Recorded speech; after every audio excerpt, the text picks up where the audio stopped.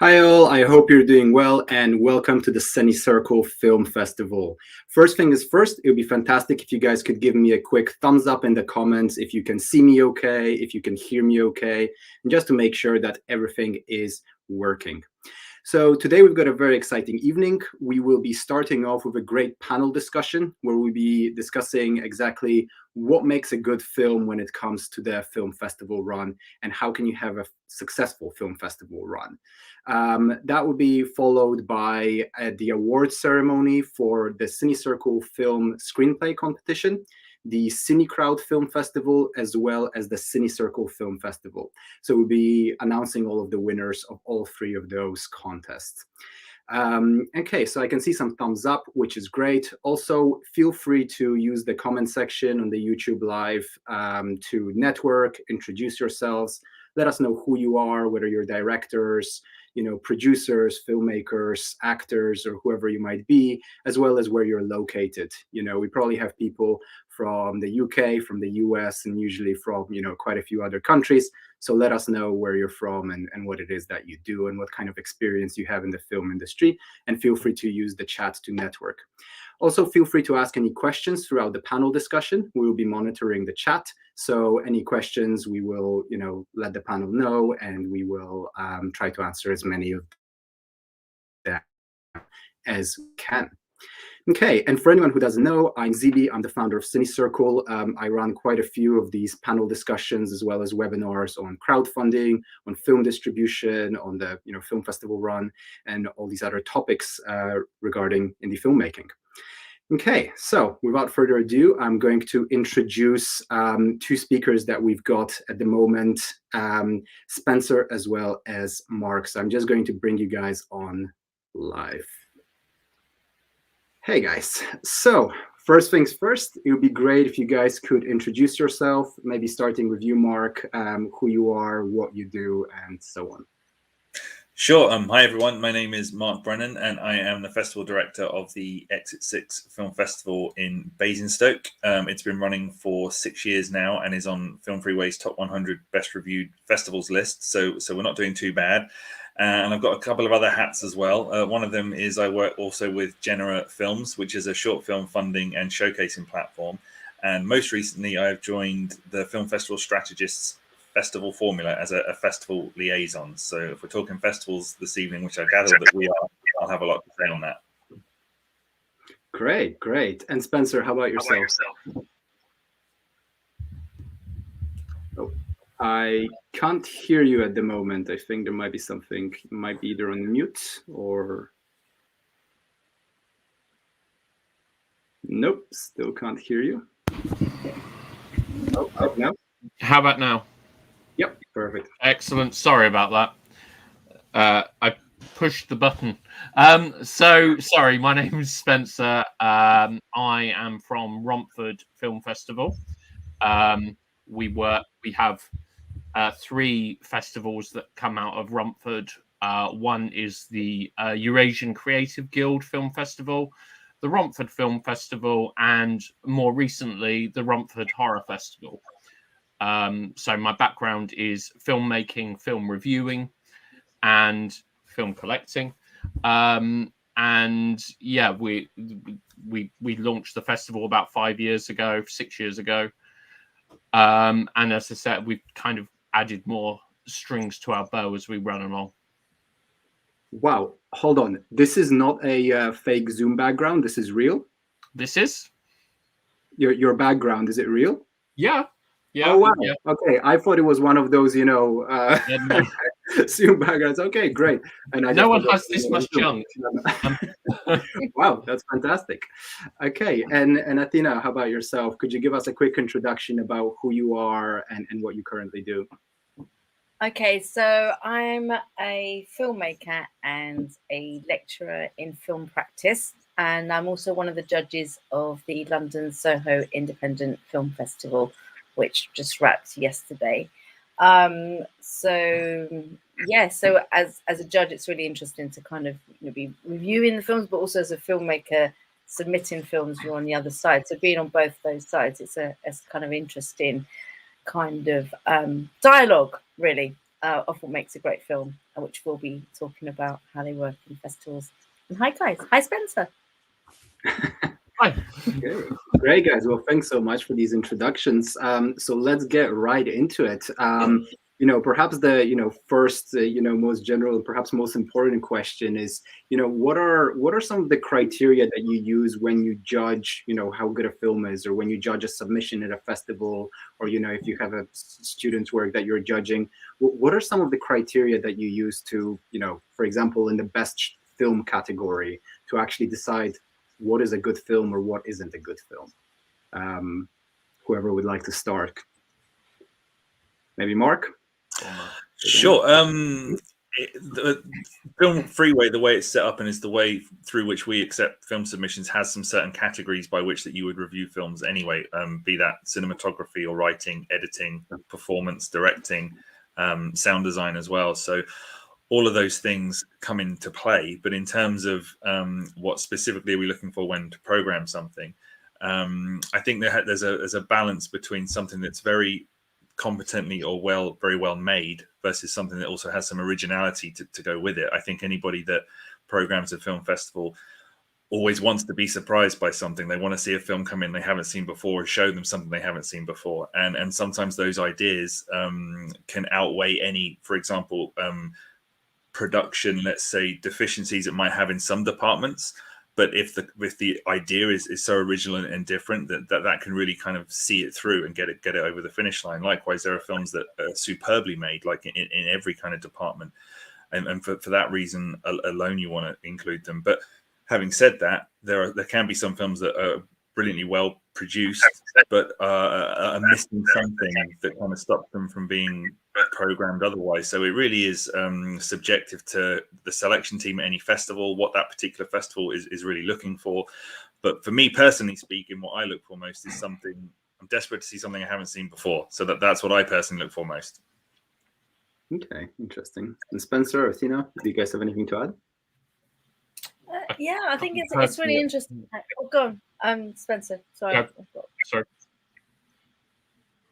I think what's interesting is what Mark said about originality and seeing something new, because it's all very well having that checklist, but actually if what you're seeing doesn't move you in any way, makes you laugh, makes you think, makes you feel, isn't saying anything that's of interest, and that is a very broad thing. What do we mean by that anyway? But if it is just well made, but it doesn't have any substance, then it doesn't cut the mustard, because there's actually quite interesting, so many good films. I mean, just judging this year's quality, I mean, we were like, oh my God, they're all really well made. If I went through that list, they'd all get 10s, but actually they're not all going to win. So which one wins is actually the one that you go, oh my God, it's made me think about something in a different way, or it's made me feel something different. So it is a very subjective thing, which is why going to festivals is so important, because what you'll see in one festival won't be necessarily what you see in another. Otherwise,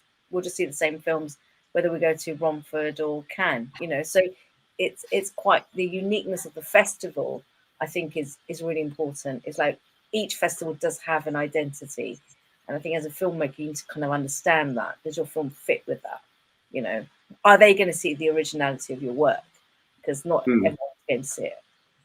And that's really interesting, because I think both of your points, the Marks and Athena, both of your points are sort of related in a way that, you want a film that's going to move you, that's going to, be thought-provoking. If it's not original, it's not going to do that. If you've already seen it before, you're not going to be as moved by it. It's not going to be as thought-provoking. So it needs to be original, and it needs to, drive that sort of emotional chord. Spencer, do you have anything to add to those points? No, I'm kind of jumping forward a little tiny bit, because obviously I've got Athena and Mark here, and I don't want to go too far into this, but one of the things that I've really got quite excited about this last 2 years is the amount of projects that have sat on people's shelves for a couple of years, and lockdown has given them the opportunity to get those projects finished. So if we're talking about unique opportunity, this time that we've currently been in has been fantastic to see some of these films that have been kind of shelf sitters, for want of a better term, that need time and need a little bit of passion. So in terms of uniqueness, echoing of what Mark was saying earlier on, there's been so many different styles that have come out over the last sort of year and a half, based on the fact that there's been so many projects that people weren't sure whether to make that commitment to, whether to push that button and let it out there to the audience. And I found that really fascinating. We've had some really interesting, experimental, fantastic spectacles, and it's been great. This, it's been good for us sitting and watching these films at night. It's just, incredible. It's really interesting. And the next question is, you might perhaps have the same answer to this one, but what do you think is the difference between a good film and a really great film? I mean, if you think of like one really, really incredible film that you've seen in the last 2 years, what was it that made it really stand out and go from a good film to a great film? Was it the originality? Was it the topic of the film? Was it the acting? Or what is it that takes it from that good film to a really, really incredible great film? Whoever would like to go first. I can go. Well, there's something I'd like to sort of add to the other end of that beforehand, and this is something that Athena can probably attest to as well, being a filmmaker herself, as am I. So when you're on both sides of the selection process of a film festival, be it submitting to them or choosing ones that you've gone through, if you don't get into festivals, it can very easily make you feel like I've just made a terrible film. And as Athena will know, and Spence, I'm sure as well, it's not as cut and dry as that. It's not as simple as that. So if you don't get into a festival, it's not that you've made a bad film. It can be like just the other films were so much stronger. If they weren't around, your one may well have got in because there's nothing wrong with yours. There was just something maybe these other ones had. And the best way I can describe it, having been through this process on both sides of it, is that submitting a film to a festival is a bit like an actor auditioning for a part. An actor might not get the part, but that doesn't mean they're a bad actor. It just means that they weren't quite right for what was going on there. For another film, they'd be great. Like for another festival, your film might be great. So I'd be cautious of anybody thinking if my film doesn't get in, it must be bad and I must be a bad filmmaker, because that's too easy and it's too much of a punching yourself in the head for that when you don't need to. People should give themselves a break. But to go back to your original question about what's between good and great, again, I think it comes back to what Athena was saying. If something is brilliantly made, produced, and excellently shot and crafted, if it's that and it makes you feel and it makes you think, and it's all those things, that's what's going to make it stand out, I think. But probably more so than the production value. I think if it really makes you think and feel, people want to feel when they watch things. If it does that, then you've got the best chance in the world of it being considered very highly. And it's so subjective, because we've all been to festivals where we sat down and gone, huh? Why? How did that get in? I was just having this conversation yesterday with a friend who was an aesthetica, and and that's like one of the top short film festivals. BAFTA, Oscar qualifying, BAFTA. And he was like, there was a couple who just thought, I don't understand how that film, and it is so subjective. So it is going back to what you were saying, Mark. It's like you're sending these films out there. It's why you have to do your research, because your film is not, it's not the being, like, there is not just one absolute of what makes a great film. It is subjective. And quite often they might have, say, 5 films about immigration, and they don't want to program 5 films about immigration. They want to program 1. So then it's like, okay, we're going to program 1 and it's going to sit next to this film, which is going to be a comedy. So actually, do we want a light approach to immigration? This is a unique way of looking at it. And the other 4 were all dramas, and they chose not to go down that route. And that's just a programming decision, not a review on whether you're a good or bad filmmaker. And I think one of the other things that from a filmmaker's perspective, and actually what from a teaching perspective I say to my students, is you have to apply, because by getting your work out there, even if it's rejected, it's like you're beginning that dialogue with an audience. It eventually will find an audience, whether that is online or whether you do a private screening and you invite people. It's part of your journey as a filmmaker. But we can't sit with this idea that, it's only these, echelons of amazing, brilliant films will ever get made. And therefore you've made something and, well, it's not great, is it? Maybe I shouldn't send it. But actually, don't be the judge of it. try it out. You'd be surprised. Like I say, don't let others judge it, and be okay with whatever goes. And it's not a judgment on you; it's just a judgment on their festival. There's always a home for it. No, that's definitely really true. And there are only so many films that can get admitted and screened at a festival, and a huge amount of films will always be rejected. So there will always be good films within those that are rejected. And I want to break this down a little bit more into some categories. So for example, when we're talking about the best film category, whether it's best short film, best feature film, but really thinking about the best film category, what are, in your opinion, are there more important aspects to it, in terms of, you mentioned that it's going to be thought-provoking, emotional. For example, is, the acting, the story, the directing more important in that category than, for example, cinematography or, set design or things like that? I'm going to ask some difficult questions a little bit. Spencer, you come on, Romford. How do you deal with that? So, I mean, we've got, our judging panel sits from teenage to their 60s. So we all have a different criteria and we all have different things that we're looking for. And I think we have to bear in mind so many different aspects of what it is we show. We had you can get you can have the most amazing acting and a subpar plot, or you can have the most amazing score. It's so from our judging criteria, it really is mixed up quite a lot. We look at the filmmaker's history, so we assess where they are in the world, where they are on their filmmaking journey.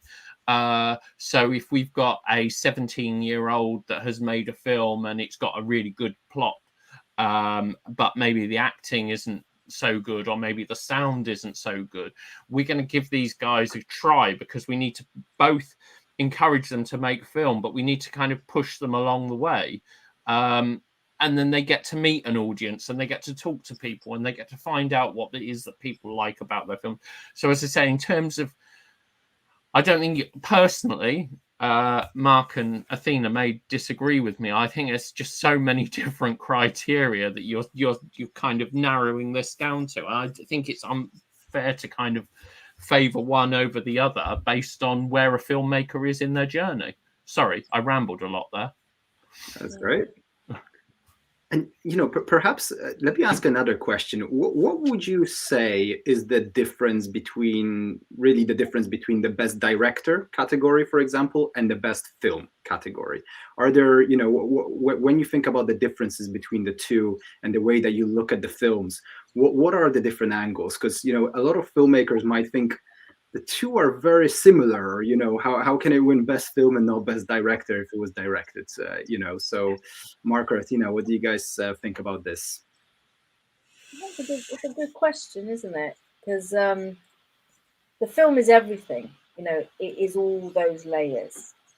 And so, in my one, if a film wins best film, it's because it ticks all those boxes in the judge's mind for that particular festival.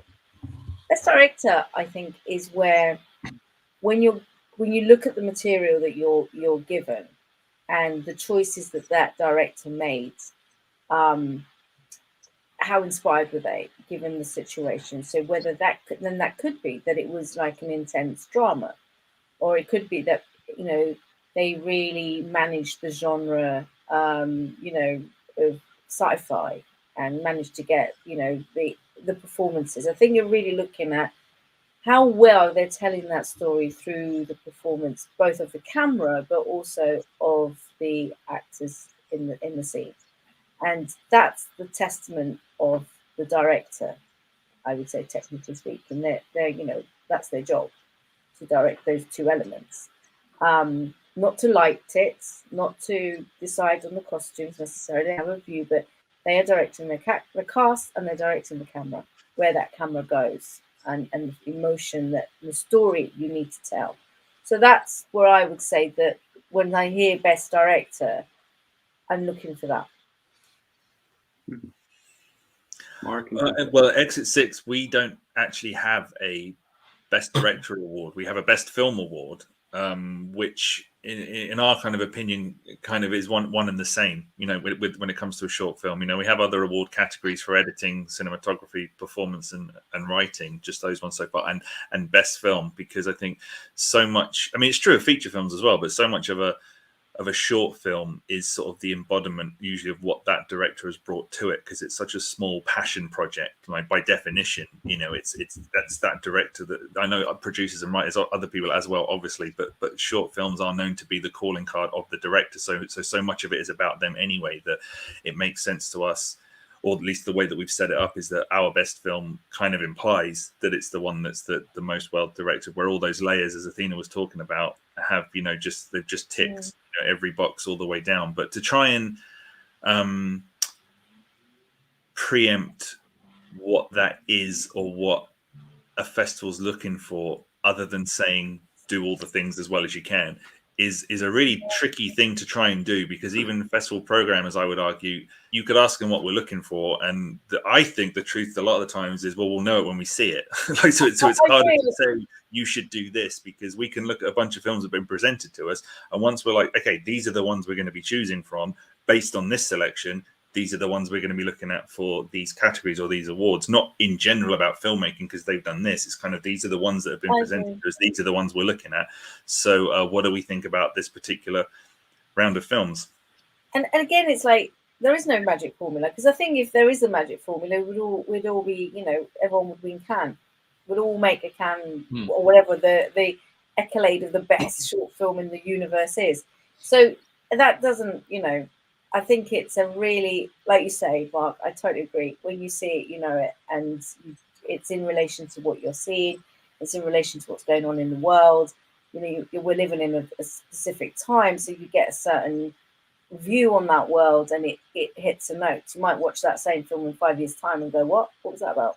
Don't really get it. Or 5 years ago, and it might not resonate. So none of this stuff, there's no formula. You just have to make the film you want to make and tell the story you want to tell, especially with short films, because, I mean, God love us all. I mean, there's no money in it. So why are we doing it? Why are we dragging other people to go along this journey? And it has to be because we give a shit. You know, otherwise, don't do it. And if you care enough, it'll come on that scene. We watch that passion. You know, it's there was a wonderful little short film that won best short yesterday at the London Soho one. And it was literally 3 minutes, and it was so beautifully told. It was, you know, a lovely little story about. It was done in a thriller, and it was about you think there's this woman choking on the beach, but no one cares, and in the end, it reveals it's a bird dying with stuff in it. So brilliantly made, it ticked every box. But when the guy came, the filmmaker arrived to collect that, it was such a, you can see that story was so important to him. Where it was filmed, why he told it, you just went, yes, of course he should have won. You know, I'm glad he won. You know, it made sense that he even made that film. The passion just, you know, was just oozing out of him. And that's what we want. We want to just be excited for them. I mean, I have to say, Mark, yesterday everyone was talking about your festival as well, how brilliant it is. Yeah, oh, that's nice to hear. I hadn't heard of it before. And I went, oh, that. I have Exit 6, and you just, I went, oh my God, there's about 5 people were rating it as one of the best festivals they've been to. Oh, they're all completely accurate, and yeah, very, very correct in what they were saying. That's nice they were doing that. That's really nice. Yeah, everyone was just like completely independently, you know. They were going, oh, you know, Soho was great, and the other one that's great is Exit 6, and it was to do. Oh, amazing. Was to do with, I think, that the passion and communication that you had with the filmmakers and that inclusion. And I think that's what filmmakers want from these festivals. It's not just about showing your film. It's like being part of that community and nurturing that. And, you know, and the awards really are just a way of sort of kind of validating that, our journey in that thing. It's about saying to filmmakers, keep going, you know. Yeah. And it's such a small world as well, because I think the film you've just described, I think I saw this Saturday night just gone at another festival in Newbury. I think it's called Choker. Yeah, Is what it's called. Yeah. And completely agree at the effectiveness that it had. And like the kind of echoes the point we were talking about earlier about some films, maybe programmed some places, may not be others, but there are so many festivals out there.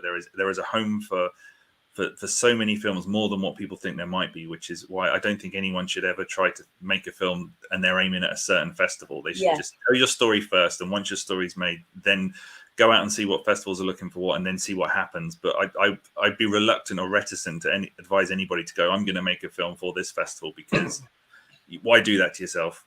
like I just don't understand why anyone would do that. And there's no formula for any festival. That's the other thing, is that there is no formula for the festivals.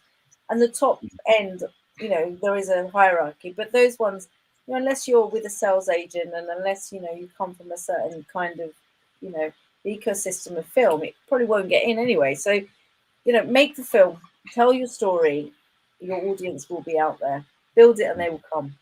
You got to do some work in between.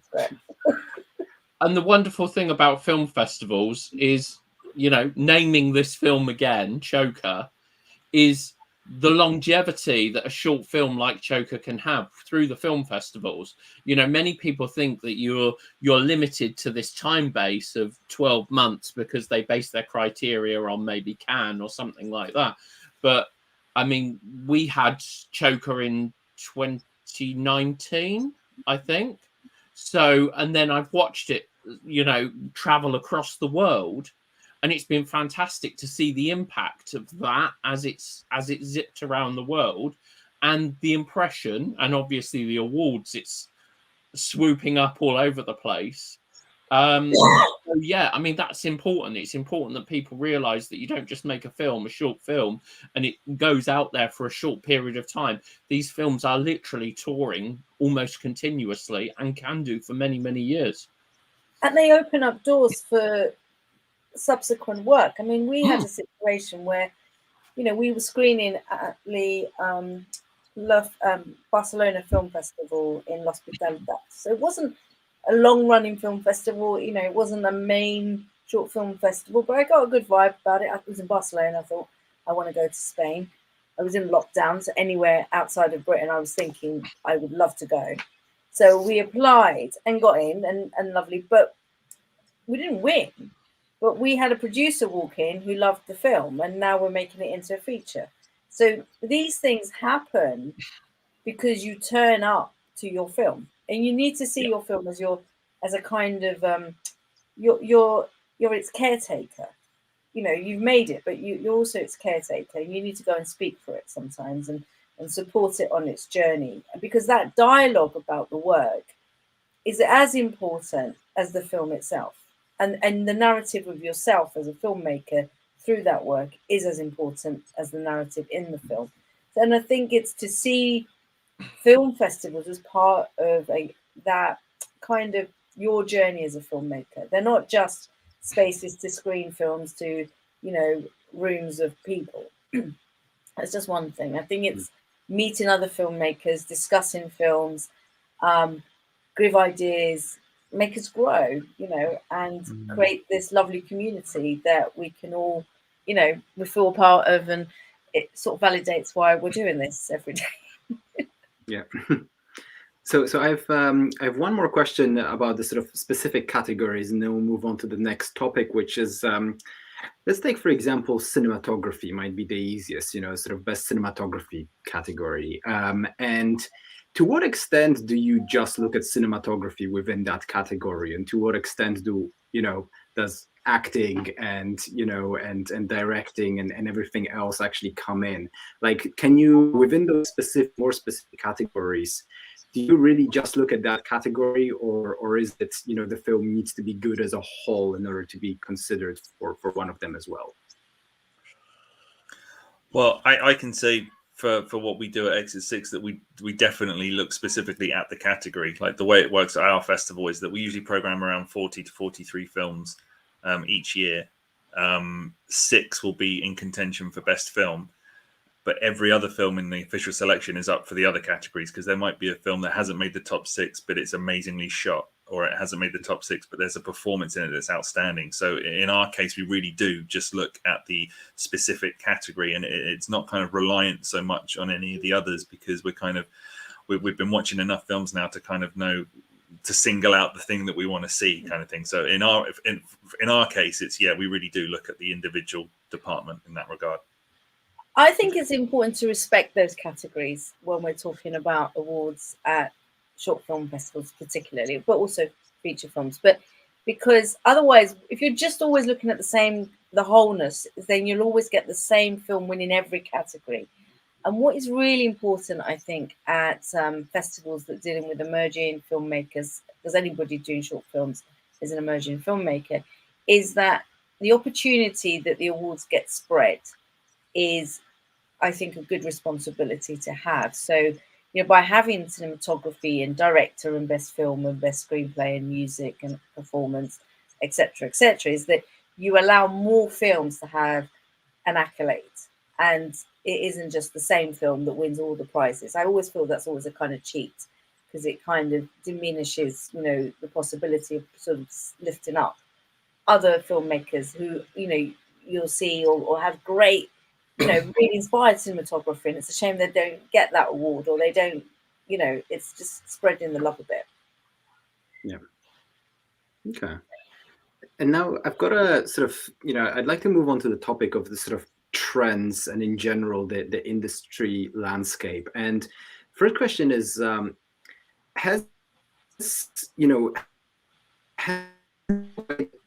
making films and the films that are winning right now, different festivals changed in the last couple of years, and not necessarily just since COVID, but even before then, do you tend to see trends year by year of the kind of films that are winning and the kind of films that are being made? Yeah, I mean, I don't know about Athena and Mark, but we found 2020 seemed to be the year of dementia. Dementia was a really popular subject. We had about 33 films submitted to the festival that all covered dementia, either directly or indirectly. And obviously, as we moved into 2021, isolation became the topic, obviously, of as a result of COVID. But I think filmmakers do generally tend to look at what is happening around them, and certainly in things like dementia, all the filmmakers that we spoke to in 2020, they'd all in some way had an encounter with someone who had dementia. And so you tend to find that people write about or make films about things that kind of touch them, but it quite often is moved by the mood music of what we're told via the media. I don't know if Mark and Athena have seen any interesting trends over the last couple of years. Ours is hard to say. I mean, at any given time, I think Sundance Film Festival gets among the most short film submissions year on year, which is something like 15,000 short film submissions each year, which we get nowhere near to that. So I cannot speak to trends across all of short filmmakers unless I'm Sundance. Then I might have an answer for you. So I can only talk about the films that we've had come through Exit 6.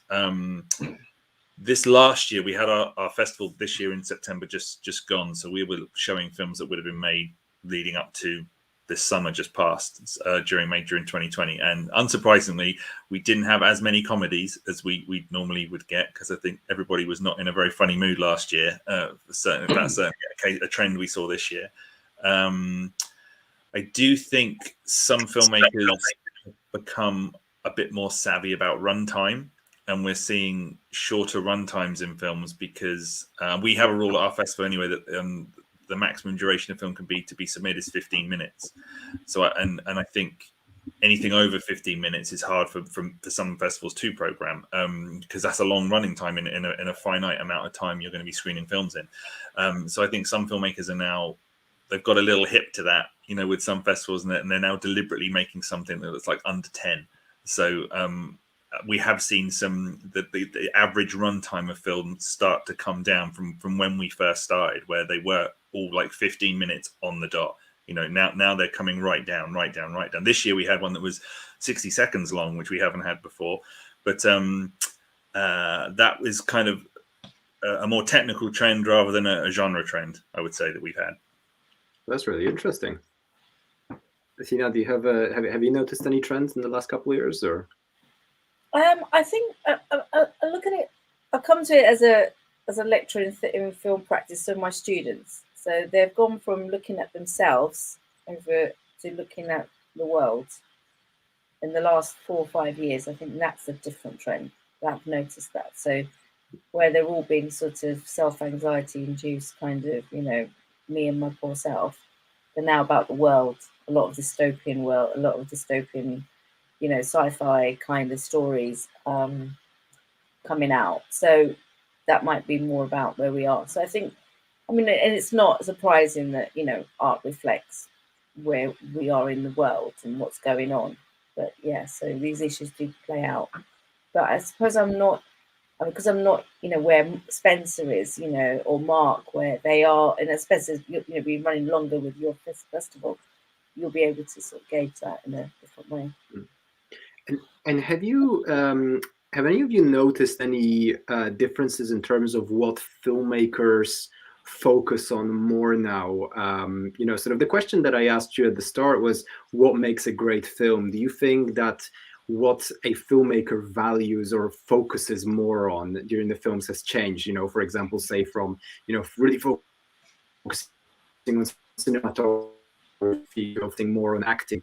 Have you noticed, for example, any trends in how many submissions you get for, different categories? And do you happen to get more submissions now for, I don't know, best performance or best cinematography, or, more niche categories that you have a feeling that filmmakers are valuing more or just paying more attention to? Or have you not noticed any of those kinds of trends? I haven't noticed those kind of trends so much, but I suppose if I'm thinking about it now, one thing I suppose I have noticed more that filmmakers now are, I at least it seems to me, trying to do things a lot more quote unquote properly than before. Have all the roles that an actual feature film would have. Raise a bigger budget to make a short. I see the average amount being raised to make a short film on crowdfunding platforms, for example, seems now to be a lot more than it ever used to be. Before, but a few years back, I think I saw people would try and raise anything sort of between £3,000 and £5,000 to make a short. Now it's not unusual to see 10, 15, 20, 25,000 on a crowdfunding campaign to make a short. And that's coming from an effort to want to pay everybody properly, get proper crew in, proper kit, proper everything. So that's something I think I've seen an uptick in over the last six years or so, is just sort of the budgets that short filmmakers are trying to achieve to make what they want to make, rather than specific aspects of how they're capturing the films they're making. Mm-hmm. Okay, really interesting. And sort of on the topic of the pandemic, in general, as, for example, festival directors, how have you experienced the last year in terms of, the number of submissions, in terms of how you view films in general as well? Seeing like last year, there was, a lot less films being made where you could have a big production, for example. Is there, do you view film submissions this year in a different way? Or do you not notice the difference in that? I think what surprised me this year was just how, pandemic or no pandemic, people are still making work. And it sort of, when we consider that any film that gets made is short of a miracle, it's kind of like it is a miracle that anything happens. And so when you look at the standard of this work and the passion that's gone into it, including the pandemic, which has made it quite difficult because we all got to work with different protocols, which cost more money. Yeah, it's staggering. It's not stopped filmmaking. People have got creative with what they can do, and I think we've seen a rise in experimental films. I know that when we were caught with the pandemic last year and we went from, like literally suddenly to our students couldn't go out and make films. They had to make films inside on their own. And what shocked me was how brilliant these films were compared to actually usually what they do make. So being forced to work within very strict parameters was quite telling. I think it challenged people to be creative. I've found that when it comes to films like documentaries, I think that people have had far more time to check again their facts. So the detail is a little bit more on the mark because they've had so much more time to invest in that creation, especially if they're using archival footage. They've really had that opportunity to work hard to get, like a really good piece of work out from all that additional time they've had. But yeah, I've certainly noticed attention to detail on documentaries has been far more on point, especially with first-time filmmakers. Mm-hmm. Okay, interesting. And let's maybe move on to sort of some more specific kind of pieces of advice for filmmakers who are looking to submit their film to festivals in the near future. And perhaps the first question would be how long, at what point should you start thinking about the festival run, and in any shape or form, whether it's thinking of the genre of the film, the specific festivals that you submit, really thinking about the festival run from the moment that you start thinking about and writing the script and putting together the idea, or is it much later than that in your opinion? Maybe let's start with Mark. Well, I think on that it really depends on the type of film that you're making. In a way, like if you're making a horror film, obviously start thinking about the horror film festivals that you might like to submit to, because that just makes sense. You're making a horror film. But broadly speaking, I personally would probably wait until I've actually finished the film and take an honest to God look at it and go, right, now I'm looking at it, where do I see this might have a chance of being picked for? And this comes back to something that we were talking about earlier. It's all well and good if anybody thinks I'm going to make a film for Tribeca or for TIFF or for Berlinale, for example, before they've even started filming anything. And that's not always a great thing to have in your mind when even going to making any film. So beyond, if you're making a horror, obviously think of horror films. If you're making a comedy, look into horror festivals. I would wait until you've finished it, focus on nothing more than making your story, and then thereafter see where you might be able to find a home for it. Okay. And now let's have a moment. I want to ask a question. Your film is made. You can't change the film anymore. Now, what are the things that you can do to increase your chances of being admitted to festivals? So do you, things such as, how important is it to have a poster or a director's statement or the crew and cast section filled in on Film Freeway? Or, if you won awards, should you put the laurels on the, front, as the cover of the video, or, all of these, smaller elements, how important are they and what are they, if there are any that, can sway you, even if just a little bit, into getting the film, admitted? Maybe let's start with Spencer. Or... Certainly the detail on Film Freeway is important. It definitely helps us when it comes to not just selecting but judging, because while you can look at a film on its merits of the physical merit, there are those other elements there that you have to take in. We just had a film, I'm going to name drop it, it's called Wyvern Hill, that was submitted, and it's a really good, well-polished film, but then you look at it from the other side and it costs £5,000. And it's a feature film. So I think to have that level of detail in your Film Freeway profile, to be clear over your filmmaking history, is really important. Yes, it's great to have a poster because obviously it helps the film festivals to promote your film. probably not too cluttered with laurels. But yeah, film free, as much detail as you can film without becoming egotistical in film freeway, the better, obviously. Just let your message be told in those few short lines that you had. I think that's really important. Mm-hmm. And in terms of things like trailers, for short films, do you find that that's important? Do you watch them, or? Yeah. Well, I can say that trailers don't really play a part in the way that we pick films at Exit 6. I think to echo what Spence was saying, it helps every filmmaker to have a poster or something that the festival can use to promote the film. Definitely stills of the film, as opposed to lots of behind the scenes images, because usually when festivals want to promote the film, they want to see an image from it rather than just an image of the director behind the monitor, which doesn't really sort of promote the film that they want to talk about.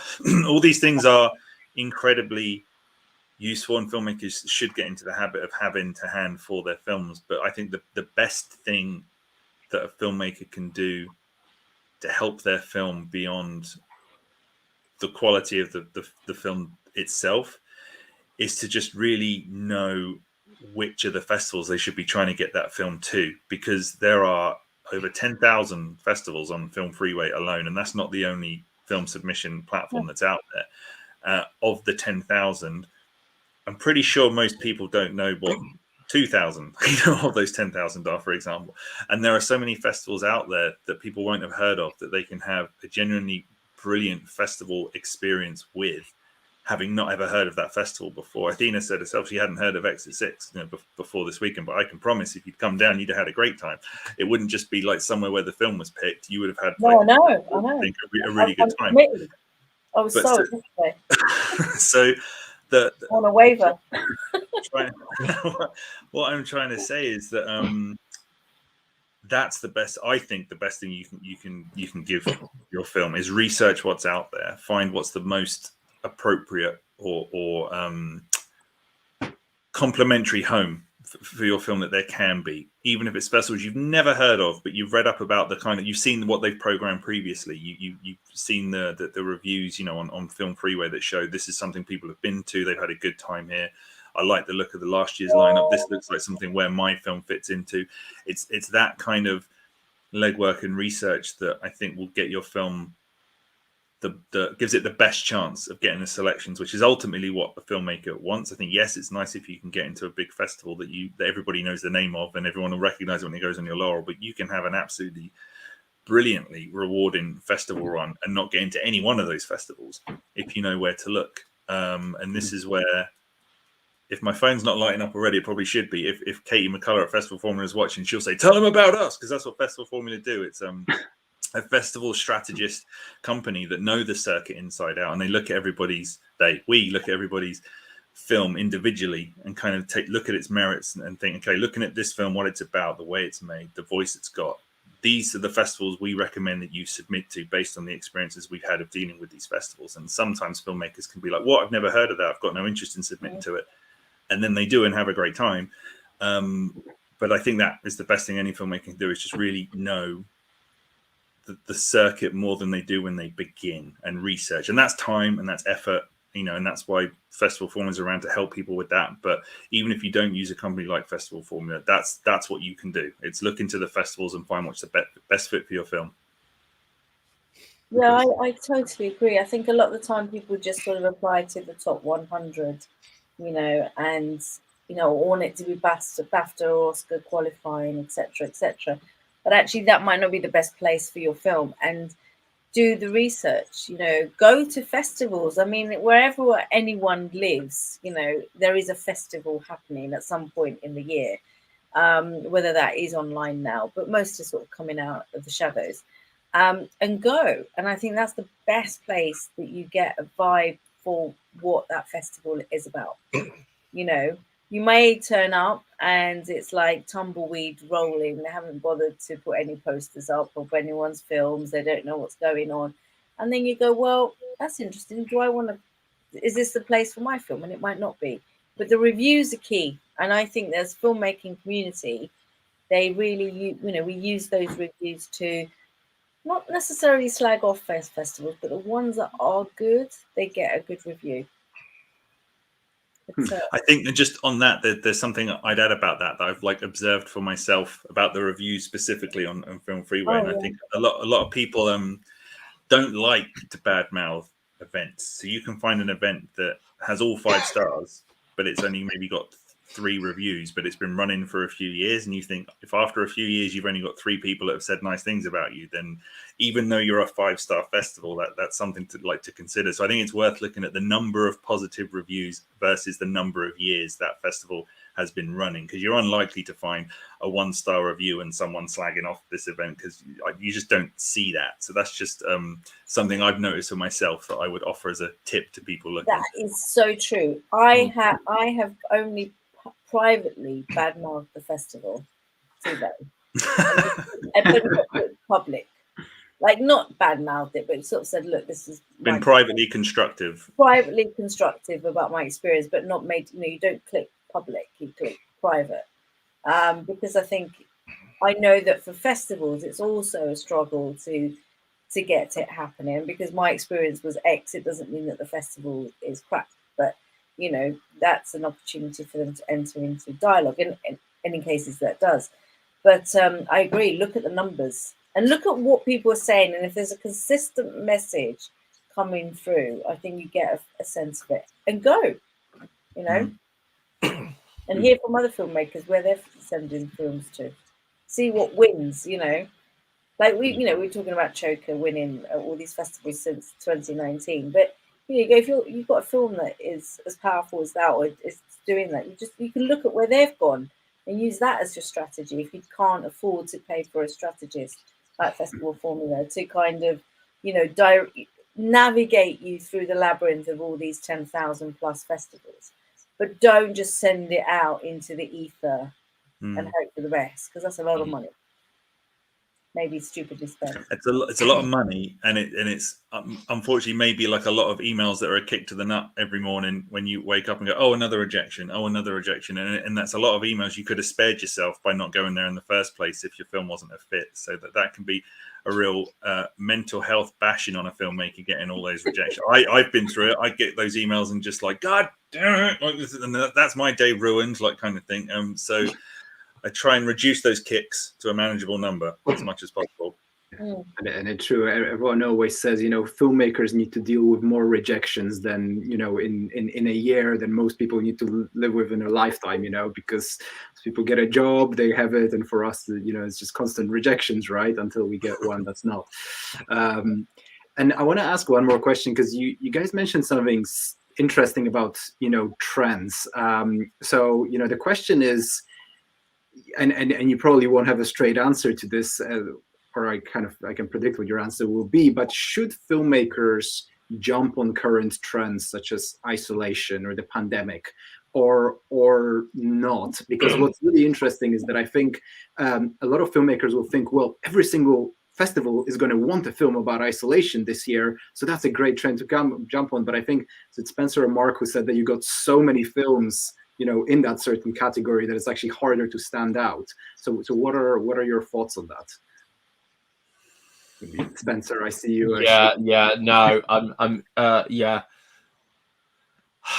It's really difficult because obviously you don't know what everyone else is doing, and when you're tackling a subject that a lot of other people are tackling, you need to deal with it in a really unique way to make it stand out. And unfortunately, we found a lot of films dealt with it in exactly the same way. And it can be hard. It can be hard because what makes this film on gaslighting better than this film on gaslighting? Whatever the trend is, probably step away. Step away. Look at something else. Because... and also if you're following a trend, like you decide, oh, I'm going to make a film about what I think now is the trend. By the time you come to make the film and it goes to a festival, that trend's moved on like at least 3 times. So it's a different trend. So you can't ever second guess that. You just have to make the film that means something to you. Yeah, I think that's the caveat, though. It's that if there is a trend around, but you do feel really struck with a story that you want to tell that happens to be in that trend, and it's really important to you. As long as it's important to you, that's more important than it being trendy. So it's not, I wouldn't say don't make something for the sake of trying to second guess the trend and whatnot. But if a trend happens to be around and you do feel compelled to tell a story about it, and you think you can do it in a way that's different, by all means go for it. But only coming at it from that angle, I think, if it's something, an idea that's really spoken to you. Because if it's just doing it for the sake of it, then I agree with what's been said. Just don't, it's a little too cynical. Is that the word I'm looking for? I'm not sure that's quite right or not, but yeah, go with what your heart wants to do. There's less cynical. What your heart wants to do that. Yeah. Okay.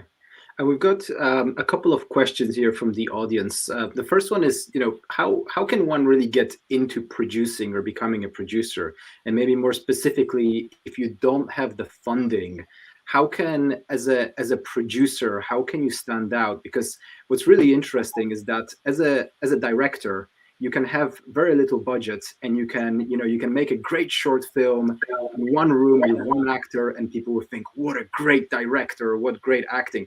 No one's ever going to think, what a great producer who put those people in one room. So when you have a low budget, how can you stand out as a producer in a festival or through a film? I mean, you're right. It's tragic. You are right. If a short film is brilliantly made, no one tends to think too much about the producers. And the ironic thing about that is that short filmmakers are screaming for producers.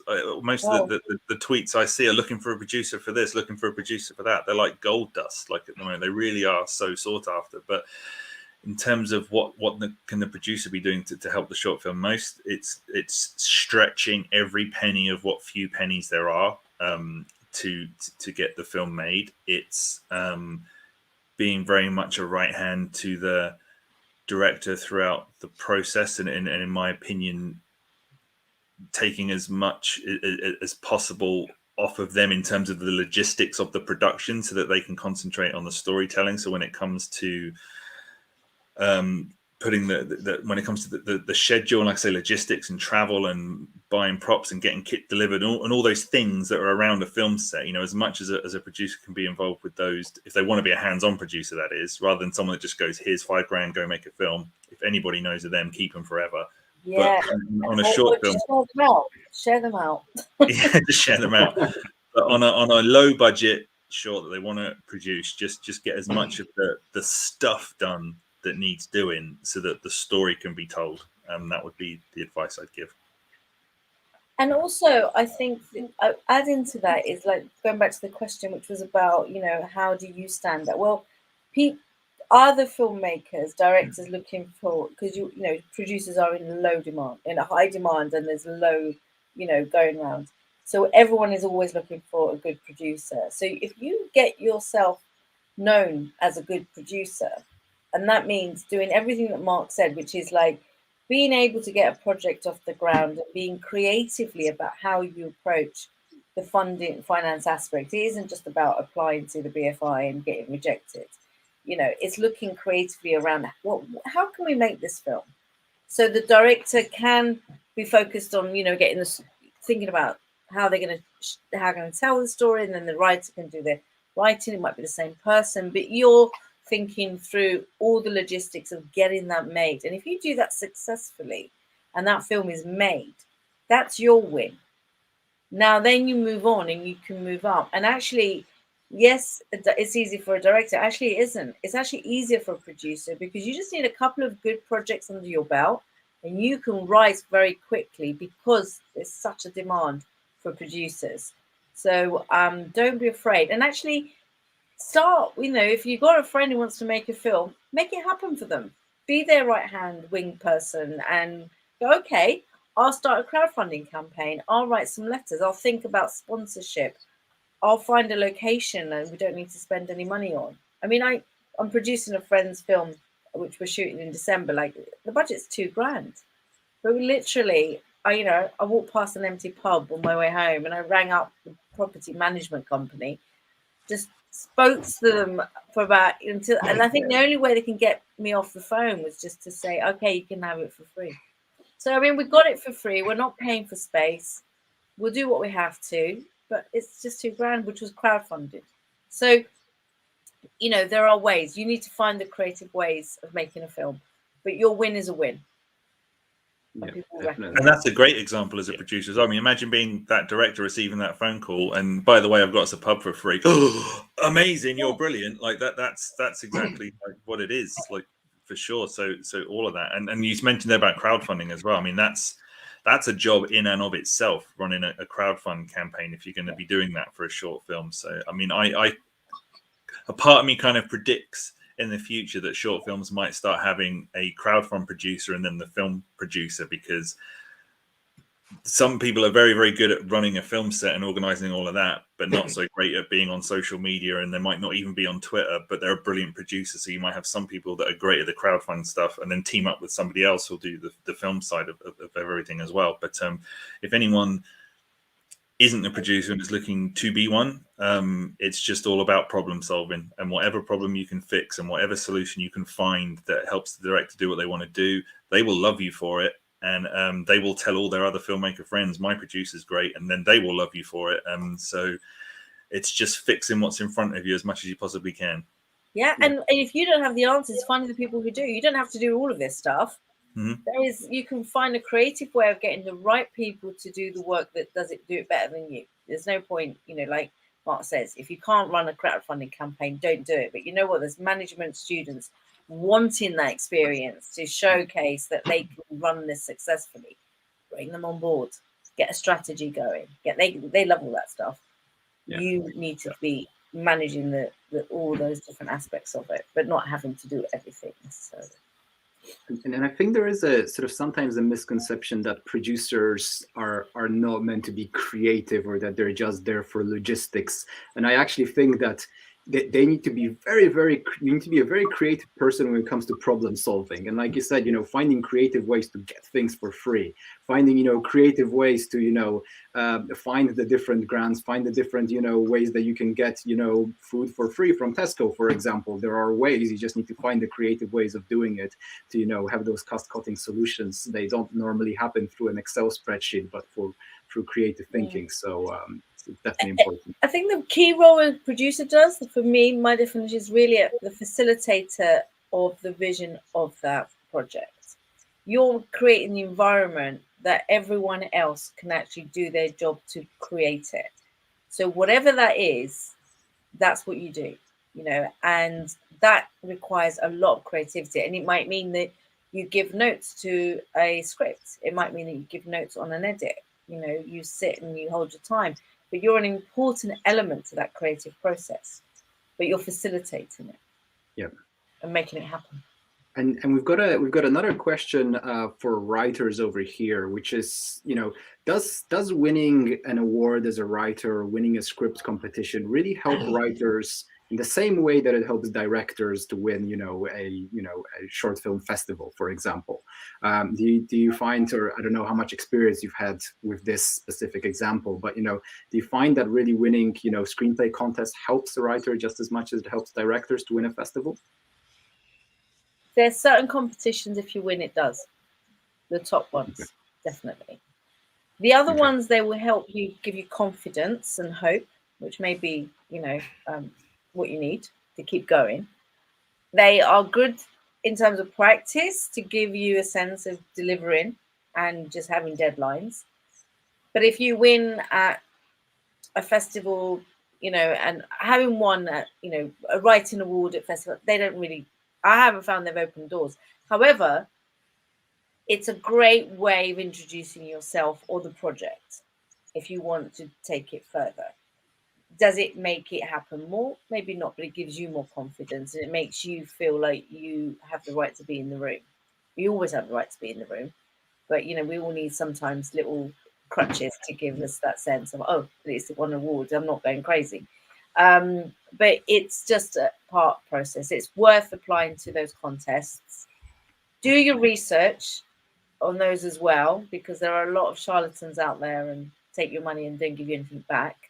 So think about what it is that you can get from it. And I've seen writers, you know, it's great. It puts people in the radar of producers and directors. You know, if you're going, oh, I've got reached the quarterfinals of some festival, or as a writer, or my script is doing this or doing that, you don't know who's picking this stuff up, and might go, oh, actually, that sounds interesting. It might, you know, and it might lead to something else that you weren't even planning. So I say always say yes to things and see what happens. You know, you can't control your outcomes, especially in this industry. Okay, great. So guys, thank you so much. I think we're coming to the end over here, but it was just, yeah, it was so useful to hear your, you know, your thoughts on general, you know, the advice that you've given the filmmakers is absolutely fantastic. And I think it really helps to hear from festival directors and judges directly, because a lot of the times it's this, you know, is this mystery that no one really knows what's happening after you hit that submit button. So it's always really, really great to hear from you, and, you know, and what happens after that, and how those films are judged. So thank you guys so much for for coming here and joining us today. Great. I had a great time. Thanks for having me. Thank you. Thank you. So nice to see you, Spencer, and meet you, Mark. Thank you. And you as well. Yeah, great. Thank you. Okay, great, guys. So I'm going to take you off the screen and then move to our awards ceremony. So again, thank you so much, guys. It was a real pleasure speaking to you today. Good luck to everyone who's been nominated to something. Yeah. Great. Okay, guys, fantastic. So unfortunately, my co-host tonight couldn't make it, so it'll be just me doing the final awards ceremony. But I hope that you all found the panel discussion useful, and I hope that you got some really interesting, you know, valuable information out of it. So today there will actually be 3 contests, different contests that we will be awarding. You know, they will be doing the award ceremony for. You know, before the pandemic, we loved to do our festivals in person, and it was, you know, really, really great. We started that, and pretty soon, right after starting our first festival, we hit the pandemic, and we went online for the whole of last year. And this year, we still kept it online because we were just very, very uncertain about, you know, whether we'll be able to do a full event in person, which is why we're doing it online. For anyone who hasn't, you know, signed up through Eventbrite, you can still sign up for the Cinecircle Film Festival and still watch all the films online. So all the films that have been nominated, you can still watch them online for the next 24 hours after today. So for the whole of tomorrow, you will still be able to watch those. For anyone who is interested, you know, we had a really, really great selection of short films this year. So if anyone would like to watch them, just head on to Eventbrite and, you know, search the Cinecircle Film Festival, and you'll be able to find links and how to access the films through there.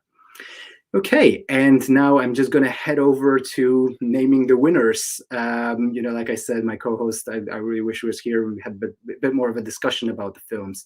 But that said, for, you know, each one of the awards, we do have some prizes that come in with all of them, including some filmmaking courses, you know, free access to the Cinecircle online and in-person events. So all of that is on the Film Freeway page where you submitted the films if you do win any of the awards. And we will also be sending a follow-up email tomorrow to everyone who won, letting them know, you know, exactly what the prizes are and how to gain them.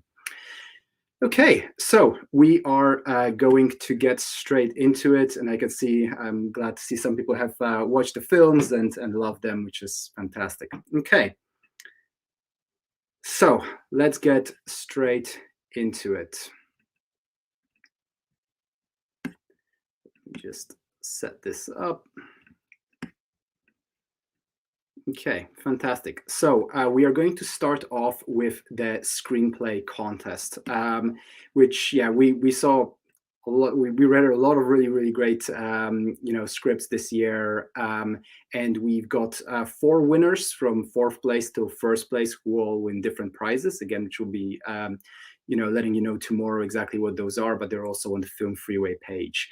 So in 4th place, we've got the film False Life by Craig Woodrow, who I believe is here watching live. So congratulations, Craig. It was an absolutely fantastic script. In 3rd place, we have Lily by Rob Lance, another fantastic script. In second place, we've got David by Matthew Forbes, who I believe is also watching live. I saw some comments from him today. So congratulations. It was a fantastic script as well. And finally, in first place, we have Water Song by Kate Bromley, which was really an outstanding script. We all loved it over here. So a massive congratulations to all of you. Once again, we'll be in touch tomorrow with more information about the prizes that you got for this. Now let's move on to the Cine Crowd Film Festival, which started off really as a film festival to also help filmmakers crowdfund their films. A lot of what we do at Cine Circle has to do with crowdfunding. So, we hold a lot of webinars on crowdfunding, have a lot of courses, and a lot of the prizes here also have to do with, courses for crowdfunding that you will get for free for, winning the different categories. So we had 10 films nominated, or 10 films that were admitted and nominated for the categories, which are the Best Cinematography, Best Director, and Best Short Film. So let's start off with Best Cinematography, and the award goes to Martin, which was, it was just a really visually striking film. We found it really powerful. The lighting was great. The camera angles were really great, and we just, it was a really great film overall. And cinematography was absolutely fantastic. Next, Best Director. Not All Is Well with Jack by Luc Mond, which was also just such an interesting and original film. All set in one location, really interesting. The acting was great, the directing was great. I found that it was, extremely original.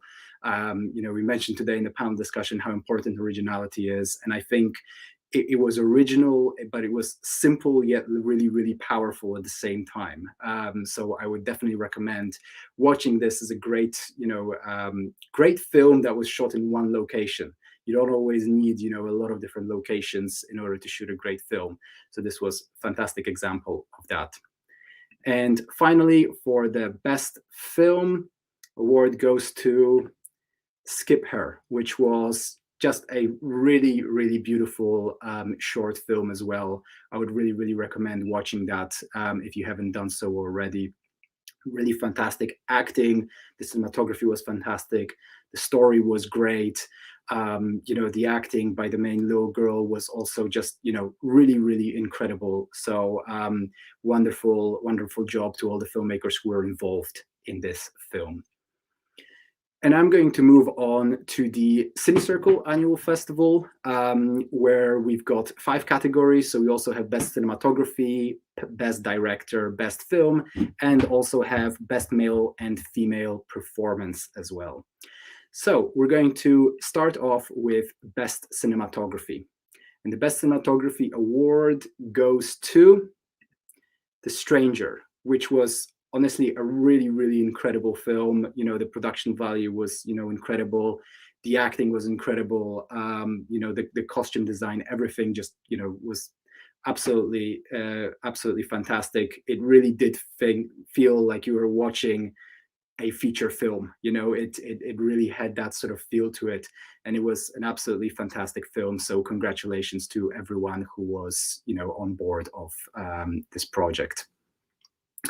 Next, for the Best Male Performance, the award goes to Rasheen Khan for on the film Death Offers Life, Last Moments of Vincent van Gogh, which once again, it was a film which really felt like a feature, or it could be a feature. Fantastic film, fantastic cinematography, and the acting, of course, was really incredible. So well done, Rasheen, and to everyone else on board this film. The Best Female Performance goes to The Stranger as well, Christine Amalia Tesco. So, the like I mentioned, the performance in The Stranger was really, incredible. So once again, I would really recommend watching the film, and, the performance by Christine was really stood out to, I think, everyone, all the judges this year. So it's a fantastic job. And now just moving on to the Best Director. And the Best Director award this year goes to Fake. Once again, a really, really original idea for a film. I found I really, really loved the cinematography. The acting was really great, and overall, the directing really, really, stood out for me. As it really felt like the entire film was, put together in such a great way that all the elements really fell into place.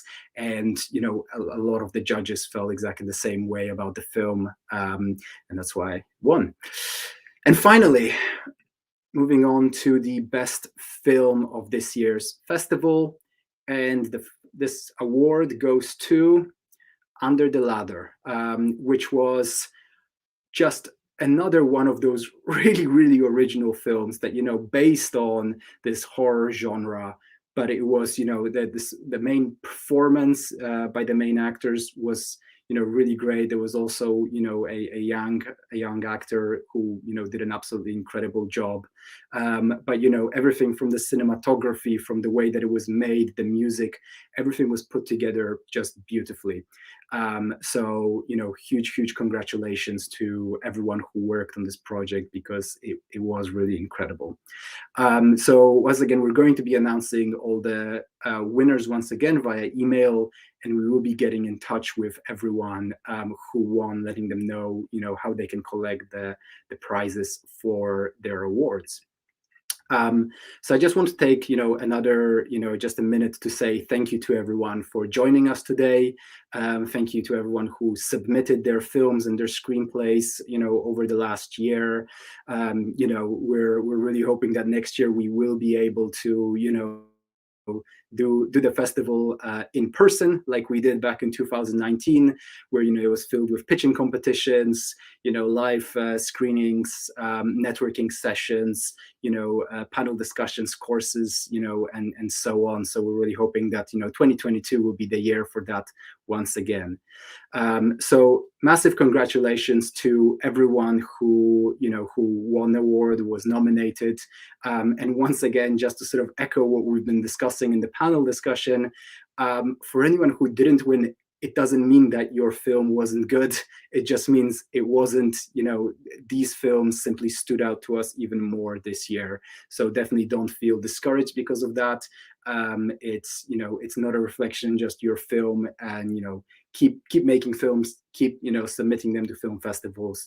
And if your film is great, it will make it to the bigger screens. So thank you guys so much. And I just want to also mention that, we don't have any more events for this year, but at the very, very start of next year, we will be running, monthly networking events, as well as an event of, finding work in the film industry. So we're going to be on, I believe it's the 26th of January. You can find the event on Eventbrite called Finding Work in the Film Industry. We've got a 1.5 hour, an in-person course by Matthias Falcone, who will be discussing, how he manages as a freelancer to find consistent work within the film industry. So for any filmmakers who are freelancing out there, this would be very, very valuable. And that will be followed by, people who are becoming on stage, who are currently looking for hiring people, within the film industry for paid jobs, who will simply be, coming on stage, letting you know what the job position is, how much they're willing to, pay for that position. And the rest of the night we'll all be networking. We'll be able to network with the employers and, let them know that you're available if you're interested in the project. So that will be on the 26th of January. And once again, you can find the event either on our website or on Eventbrite. So I hope to see some of you guys there. We just had a really great networking event last month. So, we're hoping to see some of you guys there as well. So once again, thank you all for joining us. I hope that you enjoyed today. And if you are based in London, I hope to see you guys, in person at our next event. Otherwise, if you're based somewhere else, hopefully we'll see you at some of our next live online events as well. So thank you so much, guys, and have a good evening. If you're in London, have a good rest of your day. If you're based in LA or somewhere else, and we will hopefully see you at the next Cine Circle event. So thanks, guys, and take care.